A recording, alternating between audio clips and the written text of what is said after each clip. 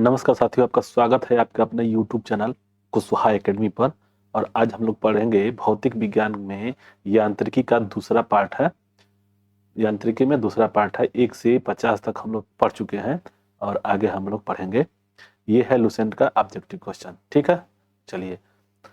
Question है, cricket के खिलाड़ी तेजी से आती हुई बॉल को क्यों अपने हाथ को पीछे खींचकर पकड़ता है?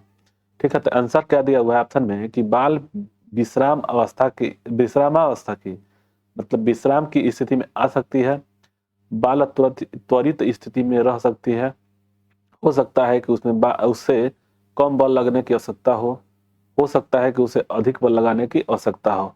तो इसका आंसर क्या होगा? बाल जब पीछे जब हाथ खींचता है तो विरामा अवस्था में लाने के लिए किया जाता है, तो उसका आंसर हो जाएगा ए।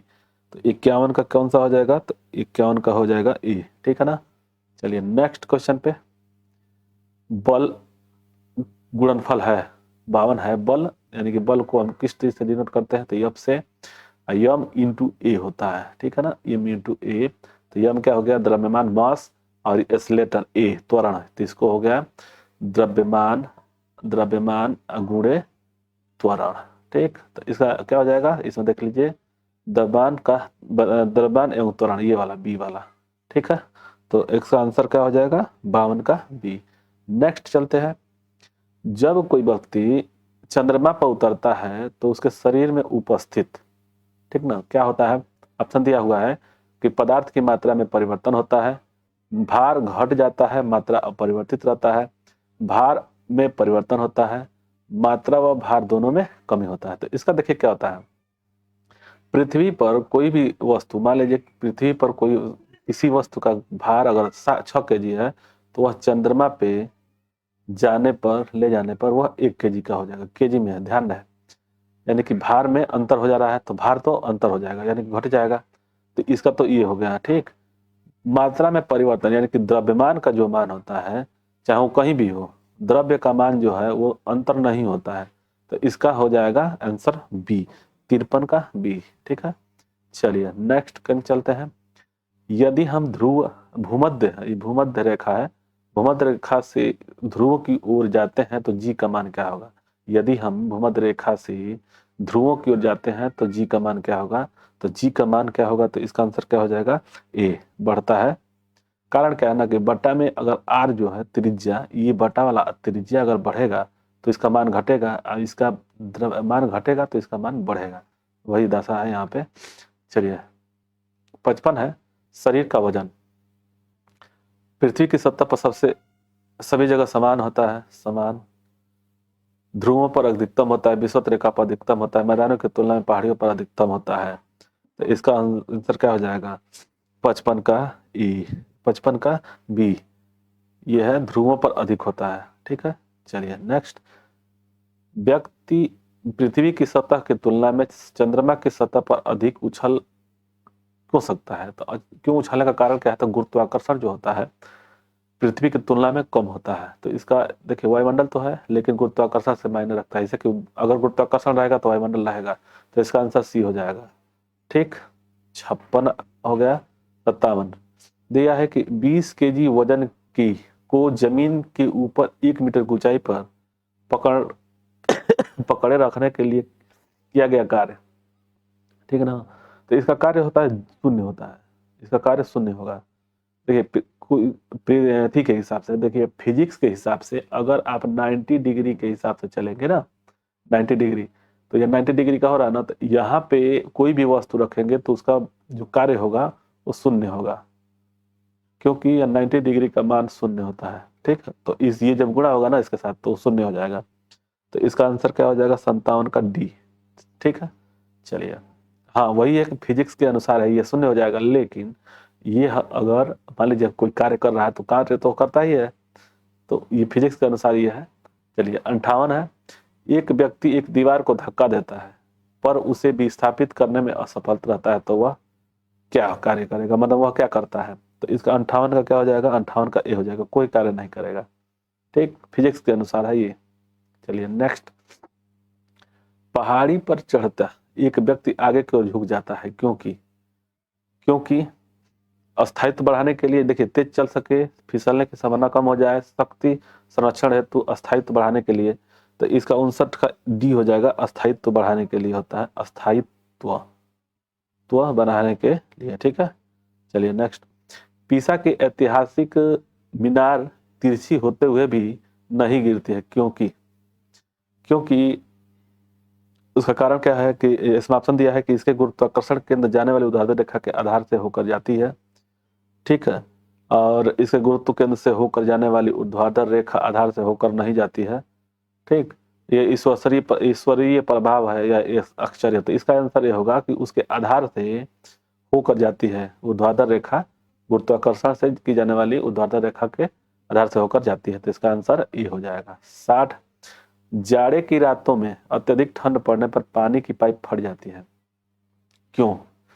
क्योंकि जब वह, जैसे पानी, कोई भी पानी है, वह जब बर्फ बनेगा तो उसका आयतन बढ़ जाता है, आयतन जो होता है इसका बढ़ जाता है। तो जब बढ़ेगा तो क्या होगा, बढ़ेगा तो उसका आयतन बढ़ जाएगा, तो इसीलिए वो फट जाता है। तो इसका कारण क्या, देखिए इसमें दिया कि जमने के बाद पानी का घनत्व तो कम हो जाता है, नहीं, पानी का घनत्व तो बर्फ की अपेक्षा ज्यादा रहता है, इसीलिए पानी में बर्फ तैरता रहता है, बर्फ जो होता है तैरता रहता है, 1/10वां भाग ऊपर रहता है। ठीक ना, तो इसी के चलते इसका पानी का घनत्व ज्यादा होता है, बर्फ का घनत्व कम होता है। तब यहाँ पे देखिए ऑप्शन में क्या दिया हुआ है कि जमने के बाद पानी कठोर हो जाता है, उसकी कठोरता पाइप को तोड़ देते हैं। नहीं, ये बात नहीं है। जमने के बाद पानी का आयतन बढ़ जाता है, इसका आंसर यही होना चाहिए, सी। तो इसका क्या हो जाएगा, 61 का सी यही है, उसका आयतन बढ़ जाता है। ठीक, 62 है कि पानी से भरी डाट लगी बोतल जमने पर क्यों टूट जाती है? तब कारण क्या है कि जमने पर बोतल सिकुड़ती है, जमने पर जल का आयतन घट जाता है, जमने पर जल का आयतन बढ़ जाता है, कांच का ऊष्मा कुचालक होता है।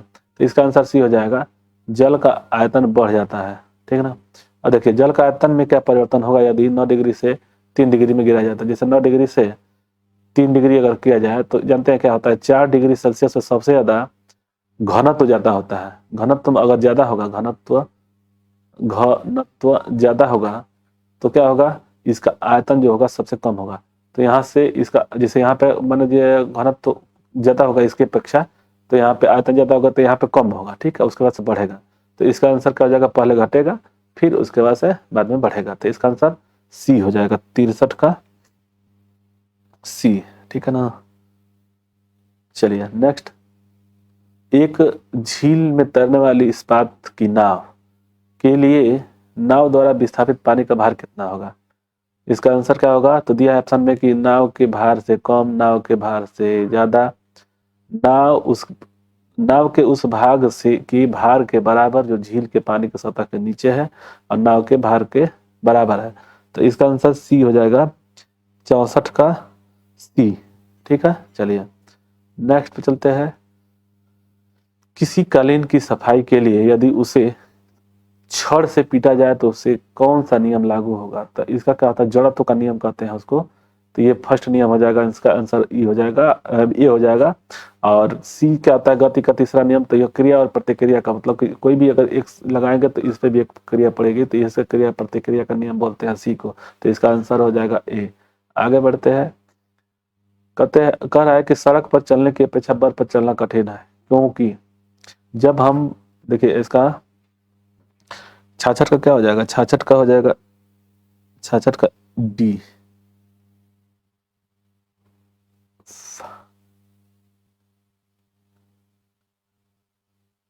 हाँ, देखिए 66 का, सड़क पर चलने पे सड़क पर चलने की अपेक्षा बर्फ पर चलना कठिन है, क्योंकि ऑप्शन दिया हो कि बर्फ सड़क से सख्त होती है, सड़क जो है बर्फ से सख्त होती है, बर्फ से जब हम अपने पैर से धक्का देते हैं तो बर्फ की प्रतिक्रिया नहीं करते हैं, अब बर्फ में सड़क की अपेक्षा घर्षण कम होता है।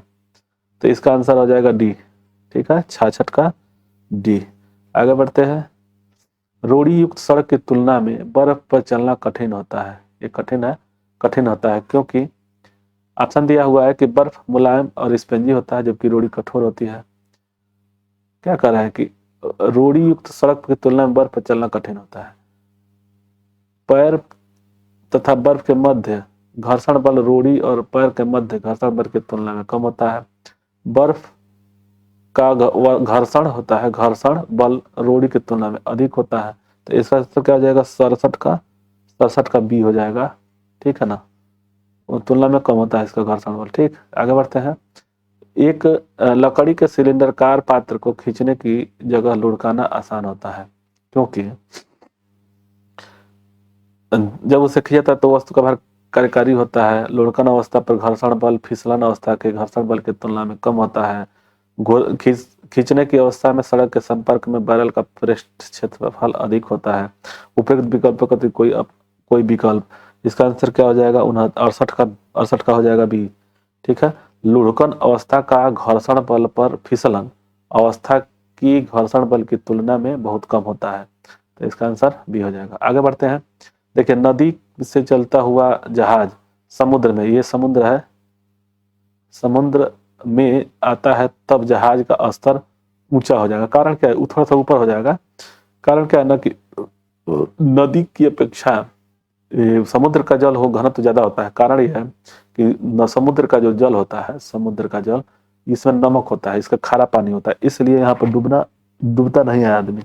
जबकि पानी में, नदी के पानी में डूब जाएगा, लेकिन समुद्र के पानी में आप नहीं डूब सकते हैं, तो इसीलिए थोड़ा सा ऊपर उठ जाएगा। तो इसका आंसर क्या हो जाएगा? 69 का बी।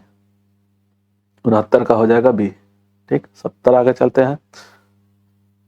लोहे की छड़, ये छड़ है, लोहे की छड़ है, पारे में क्यों डूब तैरती है, जबकि पारे में क्यों तैरती है जबकि पानी में डूब जाती है? तो उसका कारण क्या है कि लोहे की पारे में रासायनिक क्रिया प्रवृत्ति तुलना से कम होने के कारण लोहे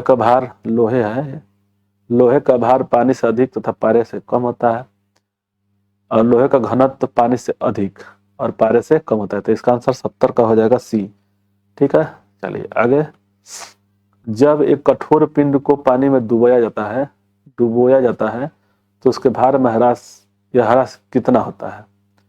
ठीक, तो इसका आंसर क्या हो जाएगा? 71 का, कि विस्थापित पानी के भार के बराबर हो जाता है। इसका आंसर 1 हो जाएगा, ए। और 72 है कि बर्फ पानी में तैरती है परंतु अल्कोहल में डूब जाती है।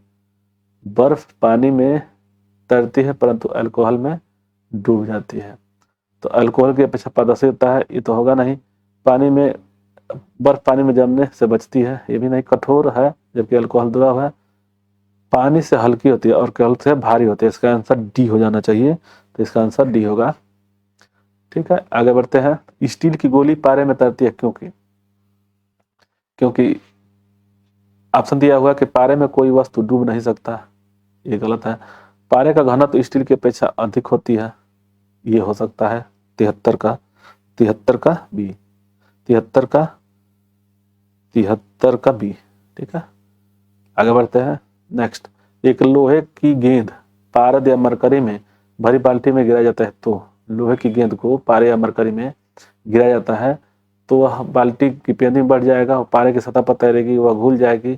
तो इसका आंसर क्या हो जाएगा? पारे की सतह पर 74 का हो जाएगा क्या? बी। ठीक, आगे बढ़ते हैं। किस तापमान पर जल का घनत्व अधिकतम होता है? तो ये 40 डिग्री है, ये इसे नहीं लिखा जाएगा, ये 2 डिग्री है, ये 4 डिग्री है। ठीक ना, तो इसका आंसर ये जाएगा 4 डिग्री सेल्सियस होता है सबसे ज्यादा। ठीक, आंसर डी हो गया 75 का।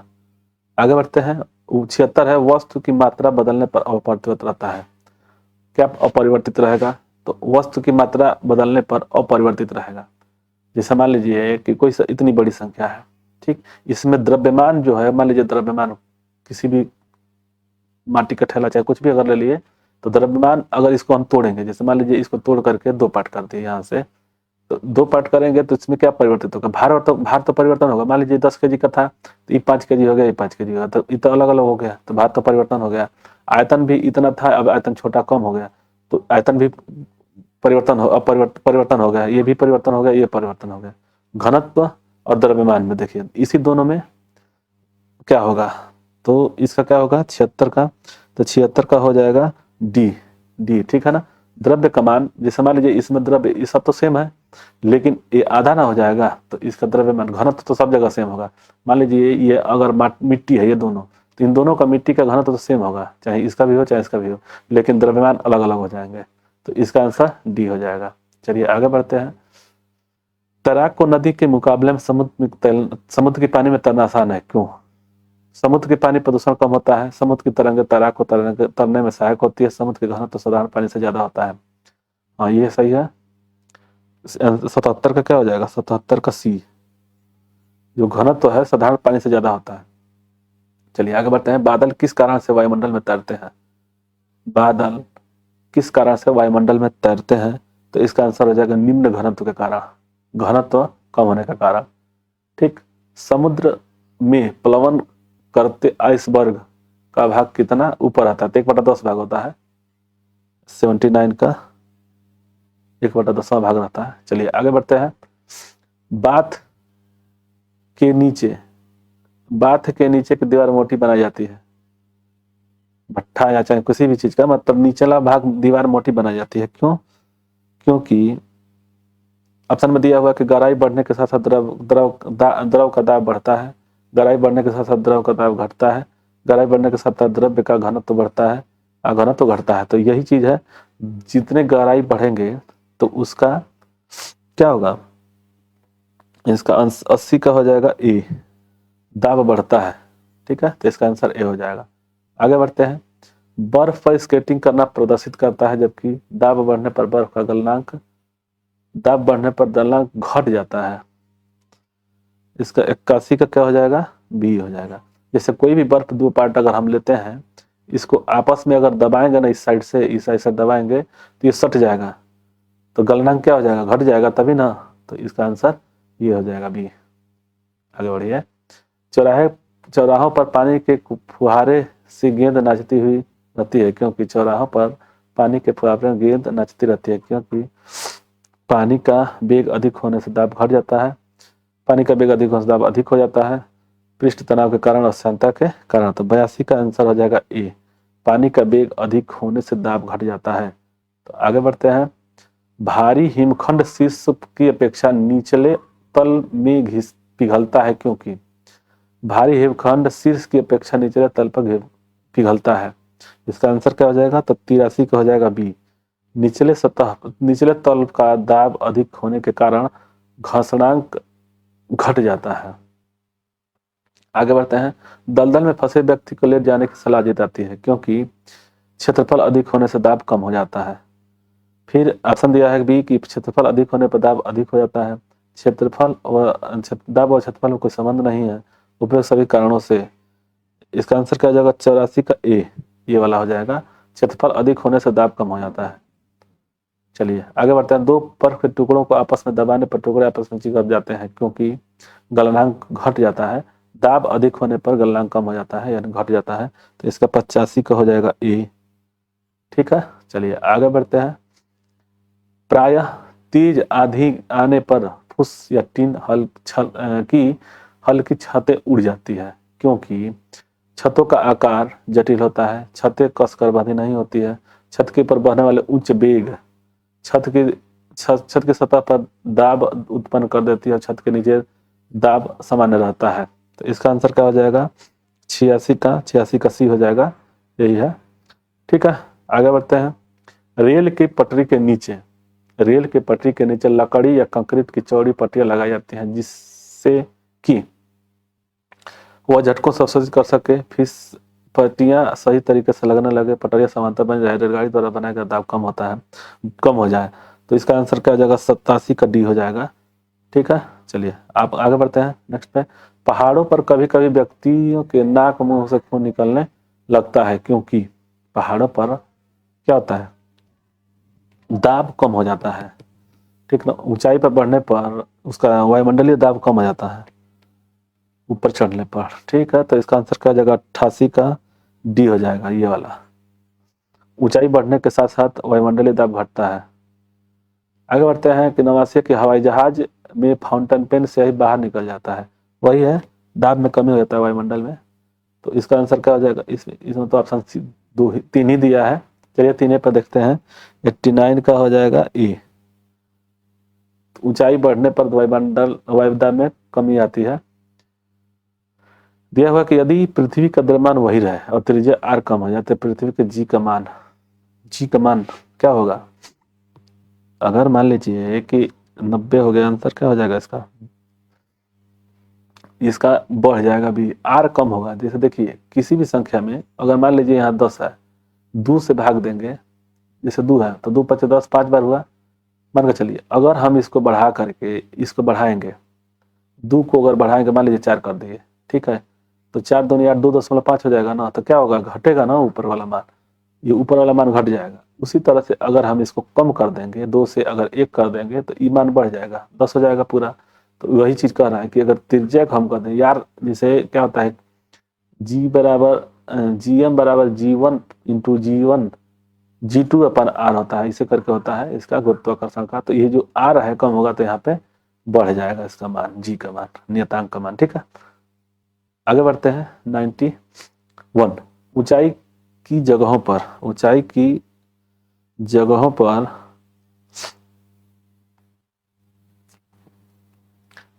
पानी 100 सेंटीग्रेड से नीचे तापमान क्यों उबलता है।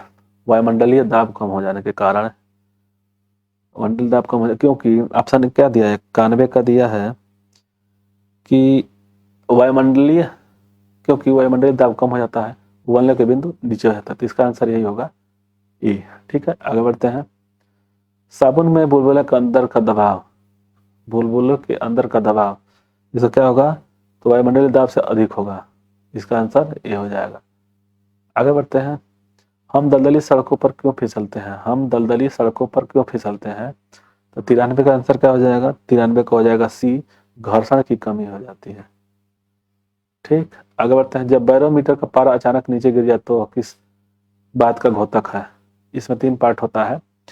जब बैरोमीटर का पारा अचानक गिर जाए तब क्या होगा, अचानक गिरेगा तो 94 का हो जाएगा सी, आंधी या झंझावट की संभावना हो जाएगी। ठीक है, अचानक जब गिरेगा तो आंधी या झंझावट की संभावना होगी। ठीक है, हाइड्रोजन से भरा हुआ पॉलीथीन का एक गुब्बारा पृथ्वी की तरफ से छोड़ा जाता है तो वायुमंडल की ऊंचाई पर जाने से क्या होगा, तो गुब्बारे के आसपास में कमी आ जाएगी, गुब्बारे चपटा होकर चक्रिका प्रकार से आकार में आ जाएगी, गुब्बारे के माप के वृद्धि हो जाएगी, गुब्बारे का माप का आकार पहले के समान ही रहेगा। तो इसका आंसर क्या हो जाएगा, 95 का सी हो जाएगा। अब उसके माप में वृद्धि हो जाएगी। इसी के कारण क्या है, ऊपर जब जाएगा तो वायुमंडल का दाब कम हो जाएगा, तो जब दाब कम होगा तो ई बढ़ने लगेगा, तो अब आप में वृद्धि होगी, यही चीज कह रहा है। आगे बढ़ते हैं। समतल की अपेक्षा पर्वतों पर सांस लेना क्यों कठिन है। समतल की अपेक्षा पर्वतों पर सांस लेना क्यों कठिन है, तो जितने ऊपर जाएंगे ना तो ऑक्सीजन की मात्रा कम होती है शायद। इसका आंसर क्या हो जाएगा, 96 का ए हो जाएगा। 96 का ऊंचाई के बढ़ने के पर वायु दाब घट जाता है और ऑक्सीजन की आवश्यकता बढ़ जाती है। ठीक है, तो इसका आंसर हो जाएगा ए। जब 14 वायुमंडलीय जब 14 वायुमापदापी किसी ऊंचे पर्वत पर ले जाया जाता है तो नलिका में पावर गिर जाता है, क्योंकि वहां पे 97 का हो जाएगा सी हो जाएगा, वायुमंडलीय दाब कम हो जाता है। देखिए पृथ्वी के जब सतह से जब ऊपर जाएंगे, कभी भी ऊपर जाएंगे तो इसका वायुमंडलीय जो दाब है ना, मंडलीय दाब जो है कम हो जाता है ऊपर। ठीक है, तो इसका आंसर सी हो जाएगा। चलिए आगे बढ़ते हैं। ऊंचाई से पहले हवाई जहाज दौड़ मार्ग पर दौड़ाया जाता है, क्यों, क्या कारण है इसका, तो 98 का हो जाएगा इसका भी, वायुमंडलीय दाब बढ़ाने के लिए, आगे बढ़ते हैं कि हाइड्रोजन से भरा रबड़ का गुब्बारा वायु पर ऊपर जाती है तो फट जाती है, हाइड्रोजन से भरी, तो क्या हो जाएगा इसका, 99 का हो जाएगा डी, वायुमंडलीय दाब घट जाता है। जब वायुमंडलीय दाब घट जाएगा तो ये बढ़ने लगेगा, जैसे पृथ्वी की सतह पर इतना बढ़ रहेगा तो ऊपर जाएगा तो बढ़ता जाएगा तो फूट जाएगा। ठीक है, प्रेशर कुकर में खाना कम समय में पकता है क्योंकि दाब बढ़ जाता है उसमें ना, तो इसका आंसर हो जाएगा सी, अधिक दाब के कारण उबलते पानी का ताप बढ़ जाता है। सूर्य पर ऊर्जा का निर्माण होता है किससे? देखिए ऑप्शन दिया है कि नाभिकीय विखंडन के द्वारा, नाभिकीय संकलन द्वारा, तो इन्हीं दोनों में से कोई है। तो उसका क्या होता है, इसका हो जाएगा बी, नाभिकीय संलयन द्वारा। ठीक, सूर्य का ऊर्जा का निर्माण नाभिकीय संलयन द्वारा होता है। सूर्य की ऊर्जा उत्पन्न होती है नाभिकीय संलयन। 102 का आंसर क्या हो जाएगा, बी, नाभिकीय संलयन के द्वारा। आगे बढ़ते हैं, डायनामो परिवर्तित करता है। डायनामो परिवर्तित करता है क्या? डायनामो एक यांत्रिक ऊर्जा यंत्र है। ठीक, तो उसको यांत्रिक ऊर्जा को विद्युत ऊर्जा में, ठीक है, विद्युत ऊर्जा में परिवर्तन करता है। तो इसका क्या हो जाएगा, यांत्रिक से विद्युत ऊर्जा में, तो इसका आंसर हो जाएगा सी, 103 का सी। 104 आगे बढ़ते हैं। 104 प्रकाशीय वोल्टेज सेल के प्रयोग से सौर ऊर्जा का रूपांतरण निम्नलिखित में किसका उत्पादन है? प्रकाशीय ऊर्जा सेल के प्रयोग से, तो इसका आंसर क्या हो जाएगा, प्रकाशीय ऊर्जा। ठीक है, ये हो जाएगा इसका आंसर। 105 देखते हैं कि जब हम रबड़ के गद्दे के सीट पर बैठते हैं तो गद्दे पर लेटते हैं तो उसका आकार परिवर्तित हो जाता है, ऐसा पदार्थ क्या होगा? तो स्थिति ऊर्जा तो होगा नहीं, गतिज ऊर्जा होगा। 105 का स्थिति ऊर्जा, 105 का बी, लेटते हैं तो उसका आकार परिवर्तित हो जाता है, तो स्थिति ऊर्जा में आता है वो। ठीक, निम्नलिखित में से कौन सी गतिज ऊर्जा नहीं है? गतिज ऊर्जा, चलती हुई गोली गतिज ऊर्जा है, बहता हुआ पानी ये भी गतिज ऊर्जा है, नहीं चाहिए तो चलता हुआ हथौड़ा ये भी गतिज ऊर्जा है, खींचा हुआ धनुष, ये खींचा हुआ धनुष, ये इसका आंसर हो जाएगा। ये स्थिति ऊर्जा में है, जब इसको छोड़ा जाएगा तब गतिज ऊर्जा में होगा। चलिए, जब एक वस्तु की गति दुगुनी हो जाती है उसका गतिज ऊर्जा क्या होगा? 107 का देखिए 1/2 mv² होता है गतिज ऊर्जा। ठीक है ना, गतिज ऊर्जा का ऊर्जा क्या होता है, 1/2 mv²। मान लीजिए m का मान पहले 1 था, v का मान भी 1 था। ठीक, तो 1/2, अगर इसको हम लोग गतिज ऊर्जा क्या करें, दोगुनी कर दी जाए, इसका गति दोगुना यानी v दोगुना कर दिया जाए तो क्या होगा, भाई तो सेम रहेगा 1/2, m का मान 1 रहेगा, इंटू में 2 का पावर क्या हो जाएगा, 2 का पावर वर्ग हो जाएगा। तो इसका क्या हो जाएगा, यहाँ पे अगर 1 का मान रख देंगे तो 1/2 गुणे m का मान 1 हो जाएगा, इंटू में v का मान 1 हो जाएगा, तो ये क्या हो जाएगा, m/2। ठीक है, और जब इसको हम करेंगे तो क्या हो जाएगा, यहाँ पे 1 है ना, तो ये 4 गुना बढ़ जाएगा यहाँ पे, तो इसका आंसर बी हो जाएगा। ठीक है, चलिए आगे बढ़ते हैं। इसका 107 का क्या हो जाएगा, बी, 4 गुना बढ़ जाता है। चलिए आगे बढ़ते हैं। 108 सीढ़ी पर चढ़ने से अधिक ऊर्जा खर्च होती है, क्योंकि इसका आंसर क्या होगा 108 का, तो इसका हो जाएगा बी, गुरुत्वाकर्षण के विपरीत हम लोग चलेंगे ना, विरुद्ध कार्य करेंगे, तो इसी की वजह से। चलिए, निम्नलिखित में से कौन सा नियम इस कथन को वैध ठहराता है कि द्रव्य का मान न तो सृजन किया जाता है और न, इसका आंसर हो जाएगा अनुसार, लासतेलिए के नियम अनुसार या ऊर्जा संरक्षण के नियम के अनुसार, द्रव्यमान संरक्षण नियम के अनुसार, पराशर के नियम के अनुसार, तो इसका आंसर हो जाएगा ऊर्जा संरक्षण के नियम के अनुसार, तो इसका आंसर ए हो जाएगा। ठीक है, चलिए इसका आंसर क्या हो जाएगा, ए हो जाएगा। आगे बढ़ते हैं। 110 स्वचालित वाहनों में द्रव चालित ब्रेकों का इस्तेमाल वस्तुतः किस नियम के अनुसार किया जाता है? तो इसका हो जाएगा 110 का ए, पास्कल के नियम के अनुसार। ठीक, तो यही है अंतिम। तो आप लोगों को ये वीडियो अच्छा लगे तो लाइक से सब्सक्राइब करें। धन्यवाद।